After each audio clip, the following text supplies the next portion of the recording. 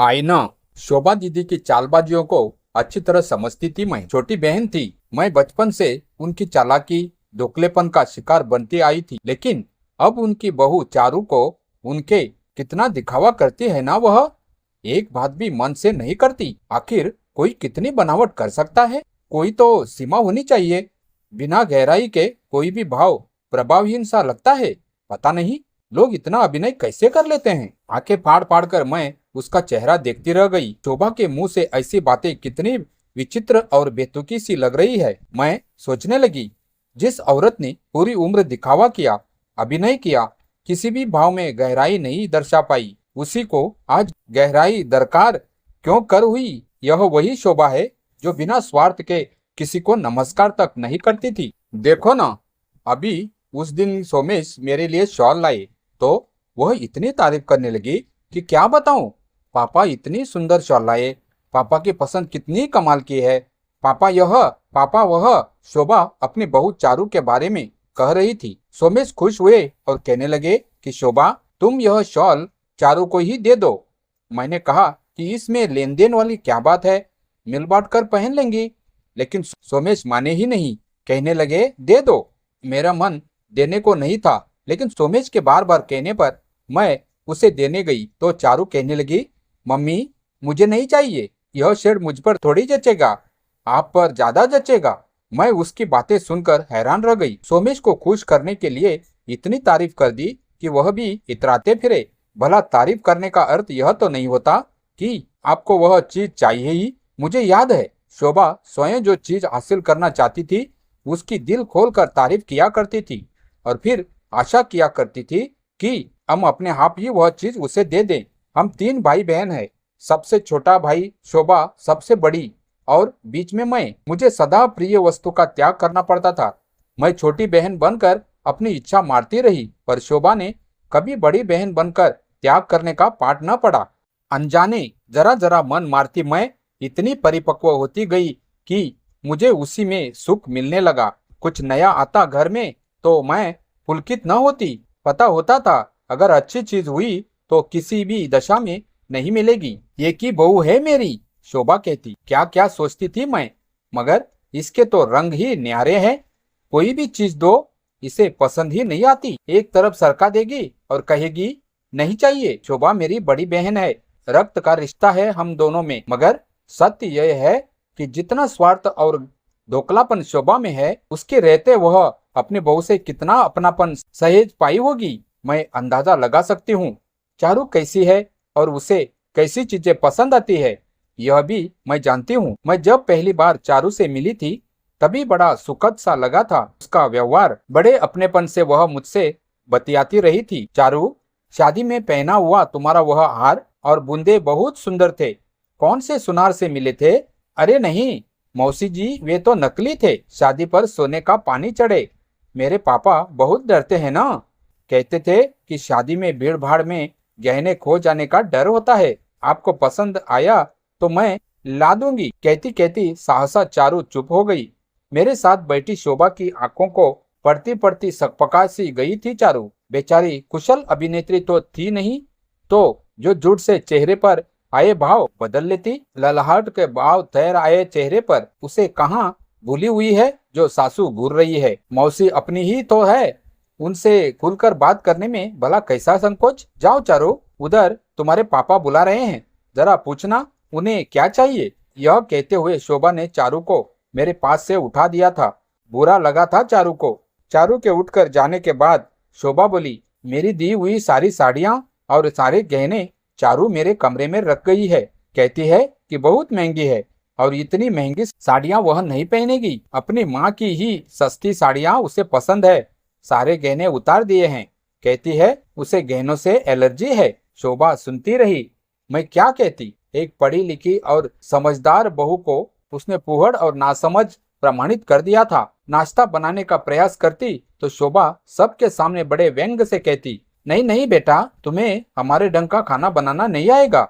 हर घर का अपना अपना ढंग होता है मम्मी, आप अपना ढंग बताइए, मैं उसी ढंग से बनाती हूँ। चारू शालीनता से उत्तर देती, नहीं बेटा समझा करो, तुम्हारे पापा और अनुराग मेरे ही हाथ का खाना पसंद करते हैं। अपने चारों तरफ शोभा ने जाने कैसी दीवार खड़ी कर दी थी, जिसे चारू ने पहले तो भेदने का प्रयास किया और जब नहीं भेद पाई सिरे से ही नकार दिया। कोई भी काम नहीं करती, न खाना बनाती है न नाश्ता, यहाँ तक कि सस्ती संवरती भी नहीं है। अनुराग शाम को थका हारा आता है, सुबह जैसी छोड़कर जाता है वैसे ही शाम को पाता है। मेरे हिस्से में ऐसी ही बहू मिलने को थी। शोभा कहती, कल चारू को मेरे पास भेजना, मैं बात करूंगी। तुम क्या बात करोगी, रहने दो। किसी भी समस्या का हल बात किए बिना तो नहीं निकलेगा ना। शोभा ने साफ शब्दों में मना कर दिया। वह यह भी तो नहीं चाहती थी कि उसकी बहू किसी से बात करे। मैं जानती हूँ चारू शोभा के व्यवहार की वजह से ही ऐसी हो गई है। बस भी कीजिए मम्मी, मुझे भी पता है कहाँ कैसी बात करनी चाहिए। आपके साथ दम घुटता है मेरा। क्या एक कप चाय बनाना भी मुझे आपसे सीखना पड़ेगा? हद होती है हर चीज की। चारू एक बार हम सबके सामने ही बौखलाकर शोभा पर चीख उठी थी। उसके बाद घर में अच्छा खासा तांडव हुआ था। जीजाजी और शोभा ने जो रोना धोना शुरू किया कि उसी रात चारू अवसाद में चली गई थी। अनुराग भी हतप्रभ रह गया था कि उसकी माँ चारू को कितना प्यार करती है। यहाँ तक कि चाय भी उसे नहीं बनाने देती, नाश्ता तक माँ ही बनाती है। बचपन से माँ के रंग में रचा बसा अनुराग पत्नी की बात समझता भी तो कैसे। अस्पताल रहकर चारू लौटी तो अपने ही कमरे में कैद होकर रह गई। परेशान हो गया था अनुराग। एक दिन मैंने फोन किया तो बेचारा रो पड़ा। अच्छी भली हमारे घर आई थी, मायके में सारा घर चारू ही संभालती थी। मैं इस सच को अच्छी तरह जानता हूँ। हमारे घर आई तो एक कप चाय बनाते भी उसके हाथ कांपते हैं। ऐसा क्यों हो रहा है मौसी? उसे दीदी से दूर ले जा। मेरी बात मान बेटा, मम्मी तो उसकी देखभाल करती है। बेचारी चारू की चिंता में आदी हो गई है। यही तो समस्या है अनुराग बेटा। शोभा तेरी माँ है तो मेरी बड़ी बहन भी है, जिन्हें मैं बचपन से जानती हूँ। मेरी बात मान तो तू चारू को कहीं और ले जा या कुछ दिनों के लिए मेरे घर छोड़ दे। कुछ भी कर। अगर चारू को बचाना चाहता है तो चाहे अपनी माँ से झूठ ही बोल। अनुराग असमंजस में था, मगर बचपन से मेरे करीब होने की वजह से मुझ पर विश्वास भी करता था। टूर पर ले जाने के बहाने वह चारू को अपने साथ मेरे घर पर ले आया तो चारू को मैले कपड़े में देखकर मुझे अफसोस हुआ था। मौसी, आप क्या समझाना चाहती है? मेरे दिमाग में कुछ नहीं आ रहा है। अनुराग के चेहरे पर उदासी साफ नजर आ रही थी। बस अब तू चिंता मत करो, तुम्हारा 15 दिन का टूर है और दादी को यही पता है कि चारू तुम्हारे साथ है। 15 दिन बाद चारू को यहाँ से ले जाना। अनुराग चला गया। जाते समय वह मुड़ मुड़ कर चारू को देखता रहा, पर वह उसे छोड़ने भी नहीं गई। 6-7 महीने ही तो हुए थे शादी को, पर पति के विक्षोभ की कोई भी पीड़ा चारू के चेहरे पर नहीं थी। क्योंकि मेरे दोनों बेटे बाहर पढ़ते हैं और पति शाम को ही घर पर आने वाले थे, इसीलिए हम दोनों उस समय अकेली ही थी। चारू बेटा, क्या लेगी, ठंडा या गरम? कुछ नाश्ता करोगी ना मेरे बच्ची? स्नेह से सिर पर हाथ फेरा तो मेरी मुझसे लिपट कर वह चीख चीख कर रोने लगी। मैं प्यार से उसे सहलाती रही। ऐसा लगता है मौसी कि मैं मर जाऊंगी। मुझे बहुत डर लगता है। कुछ नहीं होता मुझसे। होता है बेटा, होता क्यों नहीं? तुम्हें तो सब कुछ आता है। चारू इतनी समझदार, इतनी पढ़ी लिखी, इतनी सुंदर बहू है हमारी। मैंने बिस्तर पर चारू को लिटा दिया। चारू मेरा हाथ कसकर पकड़े रही जब तक पूरी तरह सो नहीं गई। एक प्रश्न चिन्ह थी। मेरी बहन सदा मेरे सामने और आज भी वह वैसी ही है। एक उलझा हुआ चरित्र जिसे स्वयं ही नहीं पता उसे क्या चाहिए, जिसका आह इतना ऊंचा है कि हर रिश्ता उसके आगे बौना है। शाम को मेरे पति घर आए तब उन्हें मेरे इस कदम का पता चला। घबरा गए वह कि कहीं दीदी को पता चला तो क्या होगा, कहीं रिश्ता ही न टूट जाए। रिश्ता है, टूटता है तो टूट जाए। उम्र भर दीदी की चालबाजी सही है। अब मैं बच्चों को तो दीदी की आदतों की बलि नहीं चढ़ने दे सकती। जो होगा हो जाएगा। कभी तो आईना दिखाना पड़ेगा ना दीदी को। चारू की हालत देखकर मैं सुबकने लगी थी। चारू उठी ही नहीं। सुबह का नाश्ता किया हुआ था। खाना सामने आया तो पति का मन भी भर आया। बच्ची भूखी है, मुझसे तो नहीं खाया जाएगा। तुम जरा जगाने की कोशिश तो करो। आओ चलो मेरे साथ। रिश्ते की नजाकत तो थी ही, लेकिन सर्वोपरि थी मानवता। हमारी अपनी बच्ची होती तो क्या करते? जगाते नहीं उसे, जबरदस्ती जगाया उसे। किसी तरह हाथ मुंह धुला मेज तक ले आए। आधी रोटी ही खाकर वह चली गई। सोना मत चारू, अभी तो हमें बातें करनी है। मैं चारू को बहाने से जगाना चाहती थी। पहले से ही खरीदी साड़ी उठा लाई। चारू, देखना, तुम्हारे मौसाजी मेरे लिए साड़ी लाए हैं। कैसी है? तुम्हारी पसंद बहुत अच्छी है। तुम्हारी साड़ियाँ देखी थी ना शादी में, जरा पसंद करके दे दो। यही ले लूं या बदल लूं? चारू ने तनिक आंखें खोली और सामने पड़ी साड़ी को उसने गौर से देखा। फिर कहने लगी, मौसा जी आपके लिए इतने प्यारे से लाए हैं तो इसे ही पहनना चाहिए। कीमत साड़ी की नहीं, कीमत तो प्यार की होती है। किसी के प्यार को दुकारना नहीं चाहिए, बहुत तकलीफ होती है। आप इसे बदलना मत, इसे ही पहनना। शब्दों में सुलह कम, प्रार्थना ज्यादा थी। स्नेह से माता सहला दिया। मैंने चारू का, बड़ी समझदार हो तुम, इतनी अच्छी बातें कहाँ से सीखी? अपने पापा से। लेकिन शादी के बाद मेरी हर अच्छाई पता नहीं कहाँ चली गई मौसी। मैं नाकाम साबित हुई हूँ, घर में भी और रिश्तेदारों में भी। मुझे कुछ आता ही नहीं। आता क्यों नहीं? मेरी बच्ची को तो बहुत कुछ आता है। याद है तुम्हारे मौसा जी के जन्मदिन पर तुमने उपमा और पकोड़े बनाए थे जब तुम अनुराग के साथ पहली बार हमारे घर आई थी। आज भी हमें वह स्वाद नहीं भूलता। लेकिन मम्मी तो कहती है कि आप लोग अभी तक मेरा मजाक उड़ाते हैं। इतना गंदा उपमा आपने पहली बार खाया था।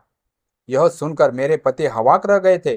फिर बोले, नहीं चारू बेटा, मैं अपने बच्चों की सौगंध खाकर कहता हूँ, इतना अच्छा उपमा हमने पहली बार खाया था। शोभा दीदी ने बहू से इस तरह क्यों कहा? इसीलिए उसके बाद यह कभी हमारे घर नहीं आई। आंखें फाड़ फाड़ कर ये मेरा मुंह देखने लगे। इतना झूठ क्यों बोलती है यह शोभा? रिश्तों में इतना जहर क्यों घोलती है यह शोभा? अगर सुंदर सुशील बहू आ गई है तो उसको नालायक प्रमाणित करने पर क्यों तुली है? इससे क्या लाभ मिलेगा शोभा को? तुम मेरी बेटी हो चारू। अगर मेरी कोई बेटी होती तो शायद तुम जैसी होती, तुमसे अच्छी न होती। मैं तो सदा तुम्हारे अपनेपन से भरे व्यवहार की प्रशंसा करता रहा हूँ। लगता ही नहीं कि घर में किसी नए सदस्य का आगमन हुआ था। अपनी मौसी से पूछो, उस दिन मैंने क्या कहा था? मैंने कहा था, हमें भी ऐसे ही बहू मिल जाए तो जीवन में कोई भी कमी न रह जाए। मैं सच कह रहा हूँ बेटी, तुम बहुत अच्छी हो, मेरा विश्वास करो। मेरे सामने सब साफ होता गया।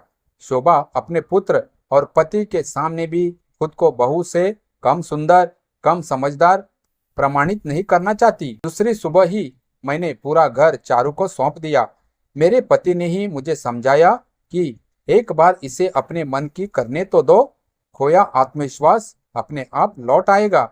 बच्ची पर भरोसा तो करो, कुछ नया होगा तो उसे स्वीकारना तो सीखो। इसका जो जी चाहे करे, रसोई में जो बनाना चाहे बनाए। कल को हमारी भी बहुएं आएगी तो उन्हें स्वीकार करना है ना हमें। चाय बनाने में चारू के हाथ कांप रहे थे। वह डर रही थी तो मैंने उसका हौसला बढ़ाने के लिए कहा, कोई बात नहीं, कुछ कमी होगी तो हम पूरी कर लेंगे। तुम बनाओ तो सही, बनाओ। शाबाश। मेरे इस अभियान में पति भी मेरे साथ हो गए थे। उन्हें विश्वास था कि चारू अच्छी हो जाएगी। शाम को घर आए तो पता चला 15 दिन की छुट्टी पर है। पूछा तो हंसने लगे। क्या करता? आज शोभा का फोन आया था, कहती थी 2 दिन के लिए यहाँ आना चाहिए। उसे मैंने टाल दिया।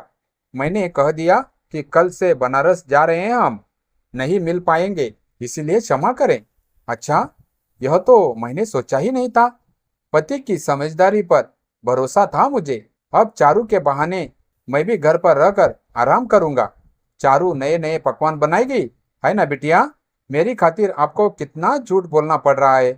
15 दिन कैसे बीत गए पता ही नहीं चला। सब बदल गया, मानो हमें बेटी मिल गई हो। सुबह नाश्ते से लेकर रात खाने तक सब चारू ही करती रही। मेरे कितने काम रुके पड़े थे जो मैं गर्दन में दर्द की वजह से टालती जा रही थी, चारू ने निपटा दिए थे। घर की सब अलमारियां करीने से सजा दी और बेकार सामान अलग करवा दिया। घर की साज सजावट का भी चारू को शौक है। फैब्रिक पेंट और ऑयल पेंट से हमारा अतिथि कक्ष अलग ही तरह का लगने लगा। नई सोच और नई ऊर्जा पर मेरी थकी हुई उंगलियां संतुष्ट एवं प्रसन्न थी। काश ऐसे ही बहू मुझे भी मिल जाए। क्या दीदी को ऐसा नहीं लगता? फिर सोचती हूँ उसकी उंगलियां थकी ही कब थी जो बहू में सहारा खोजती। उसने तो आज तक सदा अभिनय किया और दावपेच खेलकर अपना काम चलाया है। मेरी बनाई पाक कला पर बड़ी सहजता से अपना नाम चिपकाना, बनी बनाई चीज और पराई मेहनत का सारा श्रेय खुद पर ले जाना दीदी का सदा का शौक रहा है। भला इसमें मेहनत कैसी जो वह थक जाती और बहू का सहारा उसे मीठा लगता। अनुराग का फोन अक्सर आता रहता। चारू उससे बात करने से भी कतराती। पूछने पर बताने लगी, बहुत परेशान किया है मुझे अनुराग ने भी। कम से कम इन्हें तो मेरा साथ देना चाहिए। मेरा मन नहीं है बात करने का। एक दिन चारू बोली, मौसी मैं अपने मायके पापा के पास भाग जाना चाहती थी, लेकिन डरती हूँ कि पापा को मेरी हालत देखकर धक्का लगेगा। उन्हें भी तो दुखी नहीं करना चाहती। इस घर को अपने पापा का ही घर समझो। मैं हूं ना बाविल्लाह होकर मेरे पति बोले थे। बरसों से मन में बेटी की साथ थी। चारू से इनकी अच्छी दोस्ती हो गई थी। दोनों किसी भी विषय पर अच्छी खासी चर्चा कर बैठते। बहुत समझदार और बड़ी सूझबूझ वाली है चारू, इसीलिए तुम्हारी बहन के गले में कांटे की तरह फंस गई। यह तो होना ही था। भला शोभा जैसी औरत इसे कैसे बर्दाश्त करती। मेरे पति बोले। 15 दिन बाद अनुराग आया और उसके सभी प्रश्नों के उत्तर उसके सामने थे। मेरे घर की नई साज सज्जा, दीवार पर टंगी खूबसूरत पेंटिंग, सोफों पर पड़े सुंदर कुशन, मेज पर सजा स्वादिष्ट नाश्ता, सब चारू का ही तो किया धरा था। पता चला मैं क्यों कहती थी कि चारू को मेरे पास छोड़ जा। कुछ नहीं किया मैंने, सिर्फ उसे मन चाहा करने की आजादी दी है। पिछले 15 दिन से मैंने पलट कर भी नहीं देखा कि वह क्या कर रही है। जो लड़की मेरा घर सज संवार सकती है, क्या अपने घर में निपट गवार होगी? क्या एक कप चाय भी वह तुम्हें नहीं पिला सकती होगी? अपनी माँ का इलाज कराओ अनुराग। चारू तो अच्छी भली है, जाओ जाकर मिलो उससे, अंदर है वह। शाम तक अनुराग हमारे ही साथ रहा। घर जाने का समय आया तो हम दोनों का भी मन डूबने लगा। अपने मौसा की छाती से लगकर चारू फूट फूट कर रो पड़ी। नहीं बिटिया, रोना नहीं। तुम्हारा अपना घर तो वही है ना। अब तुम्हें उसी को सजना संवरना है। जब भी याद आए मत सोचना तुम्हारे पापा का घर दूर है, नहीं तो एक फोन ही घुमा देना, हम अपने बच्चे से मिलने आ जाएंगे। हाथ में पकड़े सुंदर टॉप्स की डब्बी इन्होंने चारू को थमा दी। पापा के घर से बिटिया खाली हाथ नहीं न जाती। जाओ बच्ची, फलो फूलो, खुश रहो। दोनों चले गए। हम उदास भी थे और संतुष्ट भी। पूरी रात अपने कदम निकलने वाला नतीजा कैसा होगा सोचते रहे। सुबह सुबह इन्होंने शोभा दीदी के घर फोन किया। दीदी, हम बनारस से लौट आए हैं, आप आइए ना कुछ दिन हमारे पास। और कुछ देर इधर उधर की बातें करने के बाद हंसते हुए फोन रख दिया। सुनो, अब तुम्हारी बहन परेशान है, क्या उन्हें भी बुला लें? कह रही है चारू अनुराग के साथ कुछ दिनों के लिए टूर पर गई थी और अब लौटी है तो मेम साहब के रंग ढंग ही बदले हुए हैं। कह रही है कि अपना और अनुराग का नाश्ता वह खुद ही बनाएगी। हैरान रह गई मैं। तो क्या बहू की चुगली दीदी आपसे कर रही है? उन्हें शर्म है कि नहीं? मेरे पति खिलखिलाकर हंस पड़े थे। हमारा प्रयोग सफल रहा था। चारू संभल गई थी। अब भोगने की बारी दीदी की थी। कभी न कभी तो उसे अपना बोया काटना ही पड़ता है ना। सो उसका समय शुरू होता है। अब अक्सर ऐसा होता है, दीदी आती है और घंटों चारू के उसी अभिनय को कोसती रहती है। इसके सहारे दीदी ने खुद अपनी उम्र गुजारी है। कौन कहे दीदी से कि उसे आईना दिखाया जा रहा है। यह उसी पेड़ का कड़वा फल है जिसका बीज उसने हमेशा बोया है। कभी सोचती हूँ कि दीदी को समझाऊं, लेकिन जानती हूँ वह समझेगी नहीं।